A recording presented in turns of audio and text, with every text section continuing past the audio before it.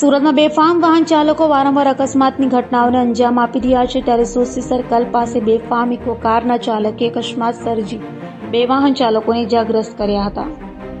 સુરતમાં વારંવાર અકસ્માત સહિતની ઘટનાઓ બની રહી છે, ત્યારે સુરતના સોસી સર્કલ પાસે ઇકો કારના ચાલકે અકસ્માત સર્જ્યો હતો।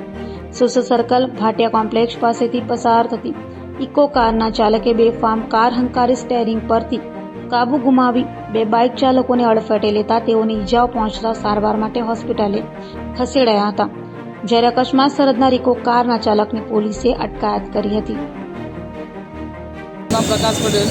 हाँ प्रकाश भाई शू जो कई रीतनु हतुं? साहेब इको गाड़ी है जो भाटिया कॉम्प्लेक्स में निकली और एकदम एटली ओवर स्पीड में थी कि सीधे जो भाटिया कॉम्प्लेक्स अंदर पेला 2 जे टेबल बनावेला है, पहला 2 टेबल ने तोड़ा, त्यार पछी एक बीजू टेबल जेवुं देखातुं छे एने बी तोड्युं और जे काच बी मूकेला था ते पण रोड पर तूटी गया है। तो जे आ भाई रोड पर बाइक जती हती, 2 बाइक सवार था, तेमना पर ठोकीने चढ़ावी दीधेली छे। बाइकनी कंडीशन जोता तो एम लागे कि माणसो मरी गया होय एवुं लागे छे, पण हजू सुधी बेउ मर्या नथी जीवता छे।